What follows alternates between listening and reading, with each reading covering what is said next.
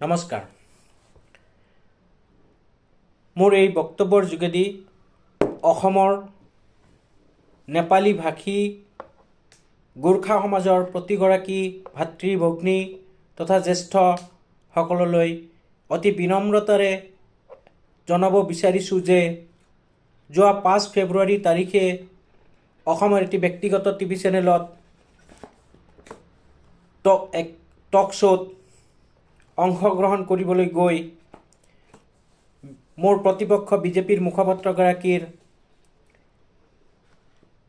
যি ইতিকিংসূচক মন্তব্য মোৰ প্ৰতি কৰিছিলে মিয়া বুলি, তাৰ প্ৰত্যুত্তৰ দিবলৈ গৈ আৱেগিকভাৱে মই যি নেপালী শব্দ প্ৰয়োগ কৰিছিলোঁ, আচলতে সেই শব্দটোৰ জৰিয়তে মই আপোনালোকৰ জনগোষ্ঠীটোক বুজাব খোজা নাছিলোঁ বা মোৰ সেইটো অভিপ্ৰায়ো নাছিলে। সম্পূৰ্ণৰূপে সেই মোৰ প্ৰতিপক্ষৰ ব্যক্তিগৰাকীক মই সেই শব্দটোৰ যোগেদি প্ৰত্যুত্তৰ দিছিলোঁ, যি শব্দত যাৰ জৰিয়তে অসমৰ সমূহ নেপালী ভাষী গোৰ্খা সমাজৰ অনুভূতিত আঘাত সানিছে বুলি মই অনুভৱ কৰিছোঁ আৰু অনুতপ্ত। মোৰ এই শব্দৰ যোগেদি কোনো পধ্যেই মোৰ অতি সন্মানীয় গোৰ্খা সমাজৰ প্ৰতি সেৱা মনোভাৱ প্ৰতিপন্ন কৰিব বিচৰা নাছিলোঁ বা এতিয়াও নাই। কিন্তু হয়, মানুহ মাত্ৰেই ভুল হয়।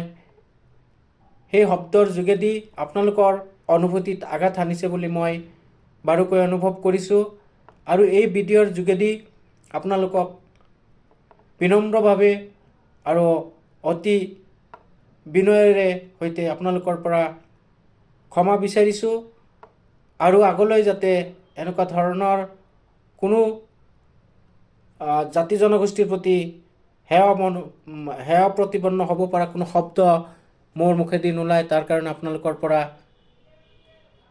আশীৰ্বাদ বিচাৰিছোঁ। আৰু এটা কথা মই নিশ্চিতভাৱে আপোনালোকক কওঁ, কোনো জাতি জনগোষ্ঠীৰ প্ৰতি মোৰ হিংসাৰ মনোভাৱ বা কোনো জাতি জনগোষ্ঠীক সেৱা প্ৰতিপন্ন কৰাৰ অভিপ্ৰায় মোৰ কেতিয়াও নাই। হয়, সেইদিনা যিখিনি অনাকাংক্ষিত ঘটনা হৈছিলে, আচলতে আৱেগৰ বশৱৰ্তী হৈ সেইখিনি হৈ গৈছিলে, কাৰণ ময়ো আপোনালোকৰ লেখীয়া এক পশ্চাৎপদ জনগোষ্ঠীৰ অৱহেলিত জনগোষ্ঠীৰ পৰাই উঠি অহা।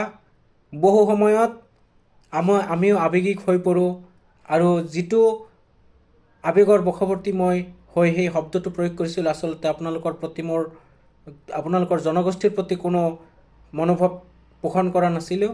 একমাত্ৰ সম্পূৰ্ণৰূপে সেই ব্যক্তিগৰাকীৰ বিৰুদ্ধে, মোৰ প্ৰতিপক্ষৰ বিৰুদ্ধে শব্দটো প্ৰয়োগ কৰিছিলোঁ। গতিকে যোৱা কেইবাদিন ধৰি আপোনালোকৰ বিভিন্ন সংগঠনৰ যিসকল নেতৃস্থানীয় ব্যক্তিসকল আছে, এই শব্দটো লৈ আপোনালোকৰ অনুভূতিত আঘাত হৈছে আৰু ইয়াৰ জৰিয়তে আপোনালোকে মোৰ বিপক্ষে বা মোৰ বিৰুদ্ধে বিভিন্ন ধৰণৰ প্ৰতি আন্দোলনৰ ব্যৱস্থা কৰিছে বা হয়, এইটো নিশ্চিতভাৱে কৰিব, কাৰণ প্ৰত্যেকগৰাকী ব্যক্তি বা জাতি জনগোষ্ঠীৰ নিজস্ব এক অনুভূতি আছে, মই উপলব্ধি কৰোঁ আৰু সেয়া সম্পূৰ্ণ থাকিবই লাগে। কিন্তু সম্পূৰ্ণৰূপে মই আপোনালোকক পুনৰবাৰ কৈছোঁ, মোৰ সেই শব্দৰ যোগেদি আপোনালোকৰ প্ৰতি মোৰ কোনো সেৱা মনোভাৱ পোষণ কৰা নাছিলোঁ। সেয়া সম্পূৰ্ণৰূপে সেই নিৰ্দিষ্ট ব্যক্তিগৰাকীৰ প্ৰতি আছিলে।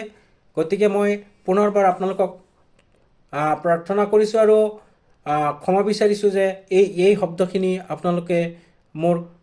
আপোনালোকৰ নিজৰ ভাতৃ আৰু ভাই ভতিজা হিচাপে মোক ক্ষমা কৰিব আৰু আগলৈ যাতে আপোনালোকৰ লগত সমিল মিলেৰে চলিব পাৰোঁ, এইখিনি মই ক'ব বিচাৰিছোঁ। ধন্যবাদ, নমস্কাৰ, জয় হিন্দ।